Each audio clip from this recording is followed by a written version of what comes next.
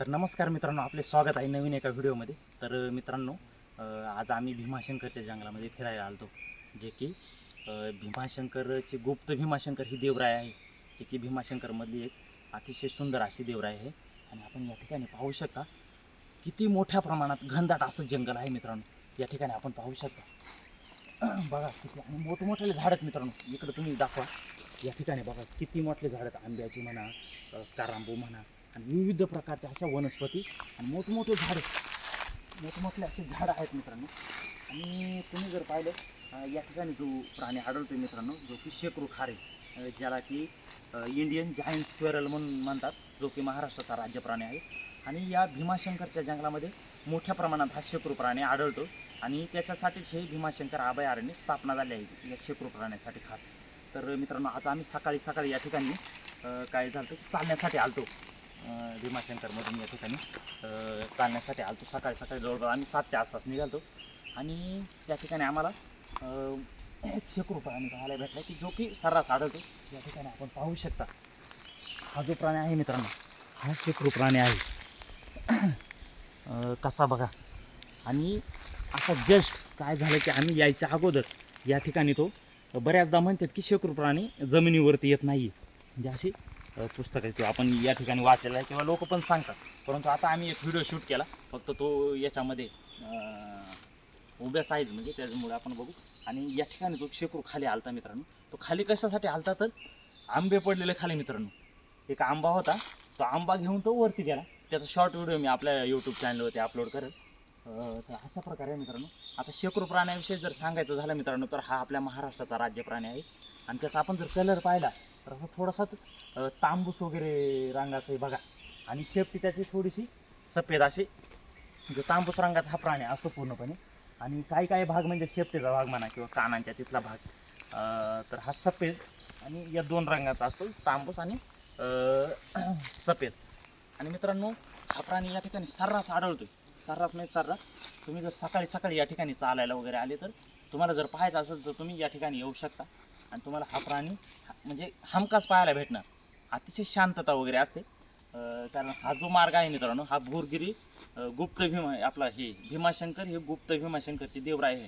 हा त्याचा ट्रेकिंगचा रूट आहे मित्रांनो. बऱ्यापैकी भाविक पर्यटक या ठिकाणी भेट देत असतात. त्या ठिकाणी एक गुप्त भीमाशंकर म्हणजे शिवलिंग आहे छोटंसं. काय होतं की गुप्त भीमाशंकर, जी नदी आहे भीमा नदी, ती आपल्या ज्योतिर्लिंग आहे जी, त्या ठिकाणी हे होते गुप्त होऊन या ठिकाणी जे गुप्त भीमाशंकर आहे त्या ठिकाणी उगम पावते, त्यामुळे त्याला गुप्त भीमाशंकर म्हणतात. आणि या ठिकाणी मित्रांनो सर्रास असे म्हणजे मोठ्या प्रमाणात पर्यटक आणि भाविक भक्त या ठिकाणी भेट देत असतात. त्याचप्रमाणे हा शेकरू जो प्राणी आहे मित्रांनो, आता शेकरू प्राण्याविषयी सांगायचं झालं तर हा जो शेकरू प्राणी आहे, आता तुम्हाला जर घरचं पाहायचं म्हटलं याचं, तर या ठिकाणी कुठे येते घरचं, या ठिकाणी आपण पाहू शकता. कॅमेरा दाखवा. या ठिकाणी ते घरचं आहे मित्रांनो. झूम करून दाखवा थोडं. तर अतिशय आता हे एकदम जवळ बांधलेले मित्रांनो हे घरटं.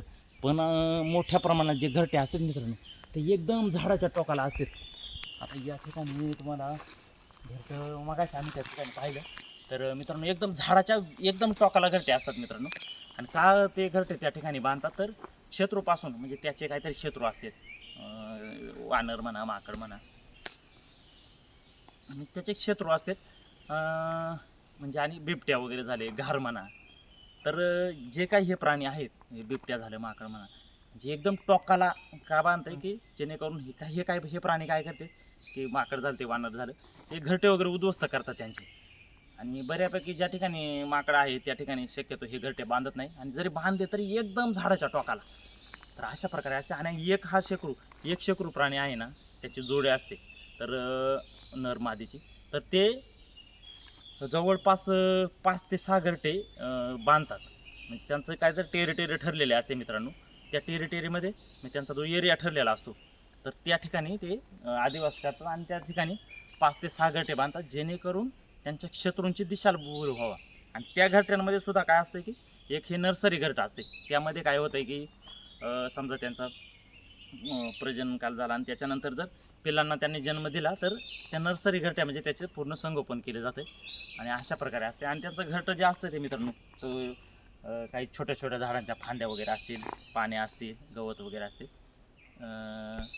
काय तर छोट्या छोट्या फांद्या किंवा पाला असेल, गवत वगैरे असेल, यांचा वापर करून झाडांच्या दोन बेचक्या किंवा असं हे असतंय ना, या ठिकाणी आपण पाहू शकता. तर झाडांच्या बेचक्यांच्यामध्ये असं ते मोठं घरटं वगैरे बांधतात.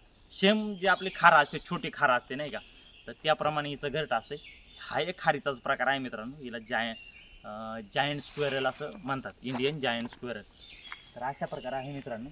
आणि जर आता या ठिकाणी तुम्ही पाहू शकता असं ते बसलेले, ते आताच मागाशी एक खाली आलं, तो मी तुम्हाला म्हटलं नाही का आंबा घेऊन गेला, तर तो आंबा खात आहे मित्रांनो, आपण पाहू शकता. आणि त्याचं जर मित्रांनो खाद्य जर म्हटलं मित्रांनो, तर हे फळं झाले.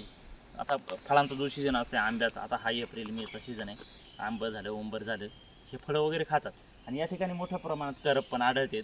परत करांबू आहेत, हे करांबूची फळं असतात छोटे छोटे, निळ्या कलरचे. तुम्हाला करांबू वगैरे माहीत आहे, करांबू हे झाड, त्याचे फळं असतील किंवा करपाचे फळं असतील.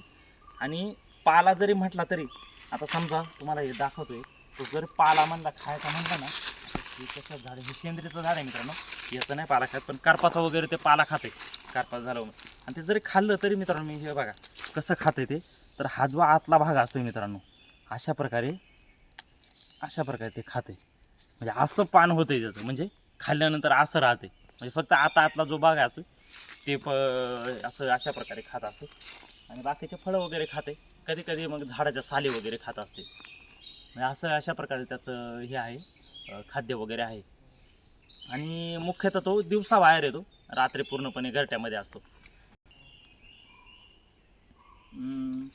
आणि मित्रांनो, शेकरू हा प्राणी म्हणजे हा दिवसा प्रामुख्याने त्याची ॲक्टिव्हिटी जाणवते. आणि त्यातल्या त्यात सकाळी हा जो टायमिंग आहे सकाळचा 6-6:30 पासनं पुढं, म्हणजे उजेड आल्यानंतर, तर त्यावेळी तो घरट्याच्या बाहेर येतो आणि रात्र पूर्णपणे तो घरट्यामध्ये असतो. तर अशा प्रकारे आहे मित्रांनो. आणि या ठिकाणी जर तुम्हाला घरटं पाहायचं म्हटलं तर या ठिकाणी आपण तुम्हाला एक घरटं दाखवतो.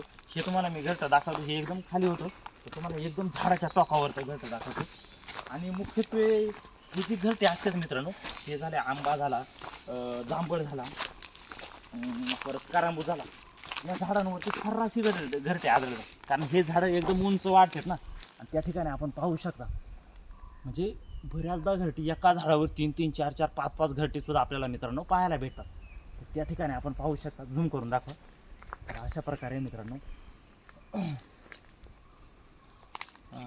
तर चला मित्रांनो, आता बऱ्यापैकी थोड्याफार प्रमाणात आम्ही या व्हिडिओच्या माध्यमातून थोडीफार माहिती जी काय आम्हाला माहीत होती ती तुमच्यापर्यंत पोहोचवण्याचा प्रयत्न केला आहे. आणि एक सांगायचं राहिलं, त्यांचा जो प्रजनन काल असतो तो हाच याचा जूनच्या आसपास, ऑक्टोबर, असं जून ते ऑक्टोबर असं काहीतरी आहे. ते एवढं सांगता यायचं नाही आहे, परंतु ते जर पिल्लांना जन्म देईल ते जास्तीत जास्त 2 ते 3 पिल्लांना जन्म देते मादी. अशा प्रकारे मित्रांनो, आणि असा होता व्हिडिओ. तर मित्रांनो, थोड्याफार जी काय आम्हाला माहिती होती थोड्याफार प्रमाणात ती सांगण्याचा प्रयत्न केला आहे या व्हिडिओच्या माध्यमातून. तर मित्रांनो, व्हिडिओ जर तुम्हाला आवडला तर लाईक करा, शेअर करा. आणि आपल्या राजू मार्डे ब्लॉग हा आपला एक छोटासा यूट्यूब चॅनल आहे मित्रांनो, तर याला सबस्क्राईब करायला विसरू नका. तर धन्यवाद मित्रांनो, चालतंय.